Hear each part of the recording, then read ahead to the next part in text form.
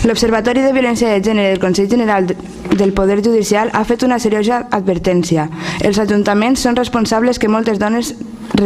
retiren la denúncia, ja que es troben en una situació de desprotecció que l'actuació municipal podria compensar.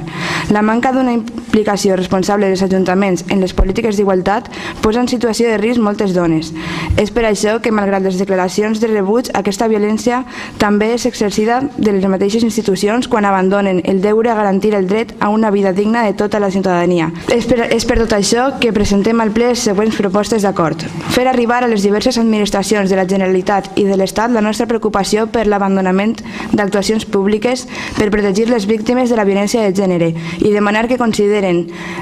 la violència de gènere d'un tema d'estat, entre els problemes més greus i urgents a resoldre, que assignen els recursos pressupostaris adients perquè la lluita sigui efectiva i que aquests no poden ser disminuïts per cap motiu, ja que amb la situació de crisi que pateix la nostra societat es fan més necessaris encara. Exigir als governs que apliquen i desenvolupen la Llei Integral de Mesures de Protecció contra la Violència de Gènere i la Llei Integral contra la Violència sobre la Dona, que siguin dotades convenientment, així com avaluades, que es publiquen dades i actuacions i les conclusions. Reivindicar les competències municipals en matèria d'igualtat, prevenció i ajuda contra la violència de gènere i oposar-se a la pretensió del govern de l'Estat de buidar d'atribucions els ajuntaments, a més d'exigir-ne els recursos necessaris.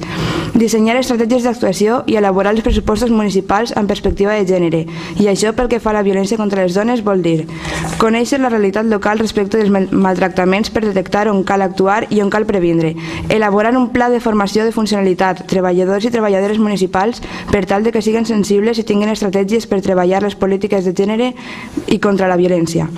Introduir entre les prioritats municipals la protecció i assistència a les dones que pateixen violència de gènere. Desenvolupar estratègies de prevenció i accions contra la violència de gènere des dels àmbits educatiu, cultural, festiu, laboral, d'incentivació i de l'associacionisme de les dones, sanitari, d'assistència social i de les competències municipals i tenir-ho en compte com a criteri transversal en qualsevol activitat municipal. Dotar tot això en les partides corresponents del nostre pressupost municipal. Dissenyar un pla d'actuació específic per a la prevenció i erradicació de violència de gènere en l'adolescència amb els valors de la coeducació, la cooperació, el respecte a la diversitat afectivo-sexual i que ha de constar d'objectius, accions i calendari amb la voluntat d'involucrar i dinamitzar amplis sectors socials i ha de ser convenientment dotat als pressupostos municipals. El més important efectivament és l'educació a la família i a l'escola des de ben xicotets, que és el més important, perquè a partir d'ahí és on es produeixen els problemes. Res més, votarem a favor.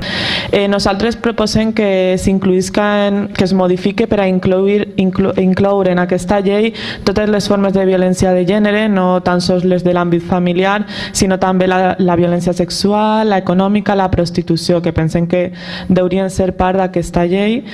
i que també es deurien modificar els paràmetres i els requisits per ser considerat víctima de violència de gènere. Un recordatorio que en la anterior corporación este tipo de mociones procurábamos consensuarlas siempre. Pienso que no cuesta nada porque va a tener siempre el beneplácito de todo el mundo y no cuesta nada. Lo mismo que dije en el otro pleno, digo, nosotros trabajamos activamente con este tema, en contra de este tema, y por eso se firmó un convenio de la policía con la Guardia Civil, la Policía Armada y la Policía Nacional y la Policía Local, que permite una actuación más importante de la policía local. Y por otro lado, como también dije, pusimos a disposición de cualquier persona, cualquier familia que sufriera esta lacra del maltrato, un piso, propiedad del ayuntamiento, convenientemente equipado para su inmediata ocupación de ocurrir un caso de violencia de género o de cualquier tipo de violencia. Sumarnos al considerar este tema como un asunto de Estado, que es importantísimo aumentar las partidas presupuestarias para poder potenciar las políticas preventivas, ya que solo así podremos erradicar cualquier tipo de violencia.